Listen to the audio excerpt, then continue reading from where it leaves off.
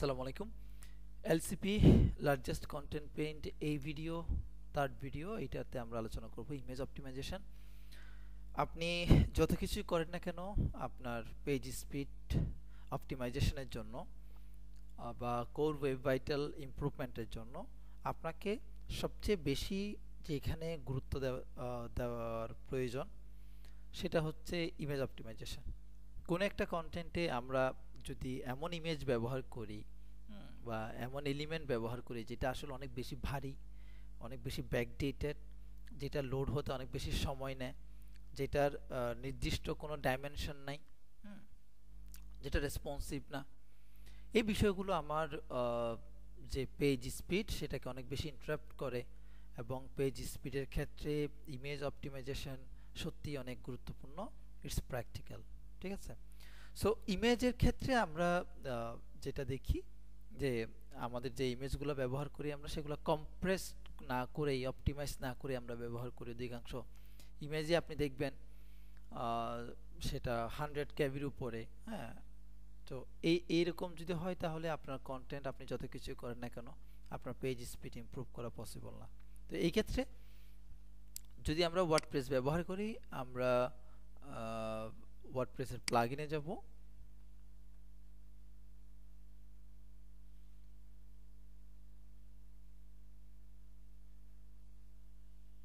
আমার এখানে কি প্লাগইনটা অ্যাভেলেবেল আছে?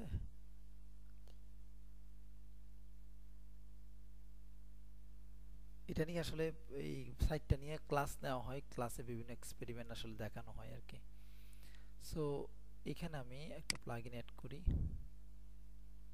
এটা আগে ছিল, কোনো কারণে ডিলিট করেছি। আমরা মানে আপনাদের সুবিধার জন্য আমরা ওয়েব পি, দেখুন এখানে জাস্ট ওয়েব পি। আমরা আগে আমাদের ওয়েবসাইটগুলোতে আমরা পিএনজি ব্যবহার করতাম, জেপিজি ব্যবহার করতাম, তবে গুগলের যে স্মার্ট একটা ফরম্যাট এসছে, ইমেজ ফরম্যাট, সেটা আমরা ওয়েব পি দেখতে পাচ্ছেন আপনারা। ওয়েব পি দুইটা এখানে আমার অ্যাক্টিভ আছে, যে কনভার্ট ফর মিডিয়া, এটা আমার অ্যাক্টিভ আছে অলরেডি। হ্যাঁ, এটাও ইউজ করতে পারেন, অথবা এটা ইমেজিফাই ইউজ করতে পারেন। আমরা ইমেজিফাই ইউজ করে দেখাই আমি আপনাদেরকে। যদি আমার ওয়েবসাইটের অধিকাংশ ইমেজই আসলে ওয়েব পি। সো আমরা যেটা মূল কথা সেটা হচ্ছে ইমেজগুলো আমরা either WebP or AVIF use করব, যেন আমার ইমেজটা খুব ইজিলি লোড হয়, রেদার পিএনজি অর জেপিজি, ঠিক আছে? সো আমি অ্যাক্টিভেট করলাম এটা, Imagify, very popular plugin. Imagify ব্যবহার করলে আমরা অপশনটা পাবো, এই যে ইমেজিফাই, কেমন?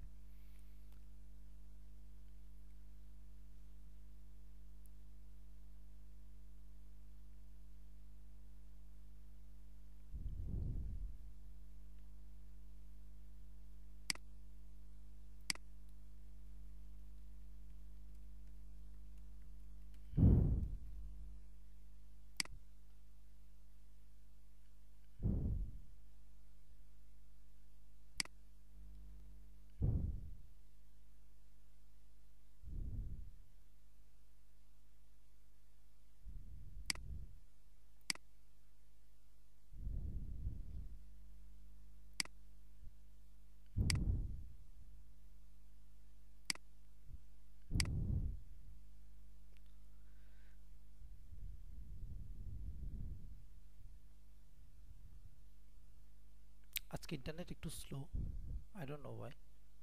ওয়েলকাম।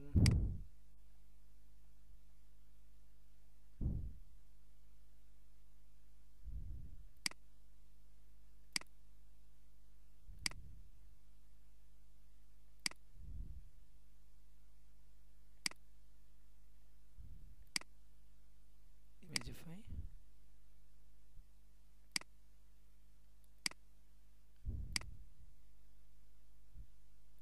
ওকে, এখানে আমরা সাইন ইন করতে পারবো। আমি জাস্ট এখানে এপিআই কিটা নিয়ে নিলাম, নেওয়ার পর এপিআই কিটা দিয়ে দিলাম।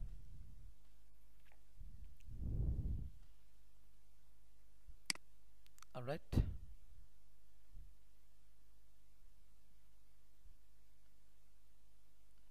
অটো অপটিমাইজ অন আপলোড, এটা টিক মার্ক থাকবে। ব্যাকআপ অরিজিনাল ইমেজ, এটা আপনারা দিতে পারেন নাও দিতে পারেন, it's up to you. Lossless compression দরকার নাই, আমাদের সবগুলো ইমেজ হবে WebP, right. Display image in next gen format, এখানে আমাদের একটা এক্সাম্পল দিয়ে দিতে পারি আমরা, leave like that, size pixel with আমরা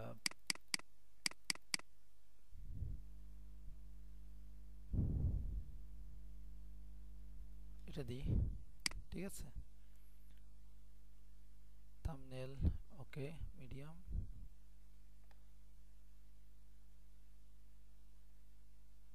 ওকে,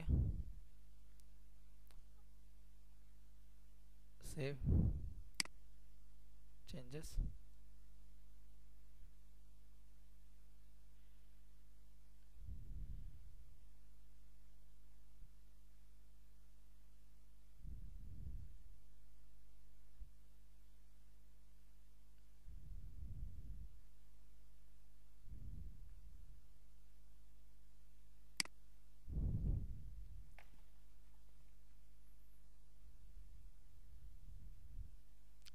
একটু সময় নিচ্ছি।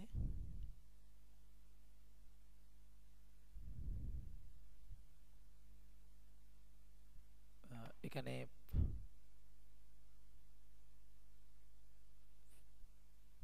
ইমেজিফাই, ওকে,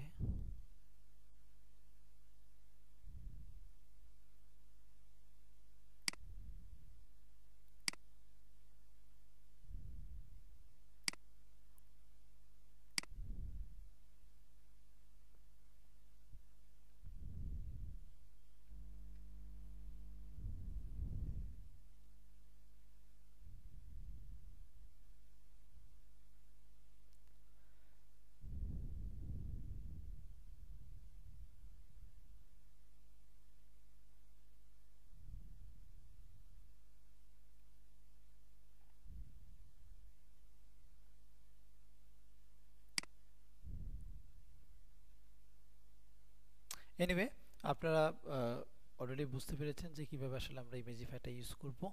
দেন আমরা একটু সেটিংস, এখানে ডব্লিউপি রকেটে আসি।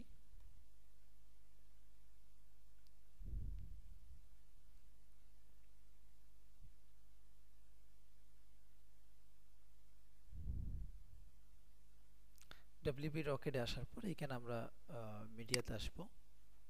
মিডিয়াতে আসার পর এইখানে আমরা লেজি লোডটা আমরা এনাবল করে দিতে পারি।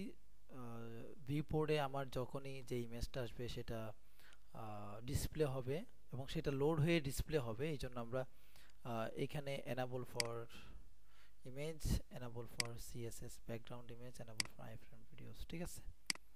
অলরাইট, এভাবে করে আমরা add missing dimension, image dimension very important, হ্যাঁ, আমরা এটা এখানে দিয়ে দিব।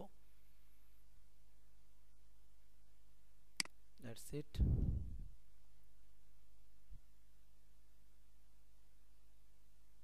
সো এই ক্ষেত্রে আমার দুইটা কাজ হয়ে গেল। আমরা আমাদের এক্সিস্টিং যে ইমেজগুলো আছে সেগুলো ওয়েব পিতে কনভার্ট করলাম অথবা অ্যাভিভ, আর আমরা লেজি লোডটা ইমেজগুলোর জন্য লেজি লোডটা এনাবল করে দিলাম, ঠিক আছে।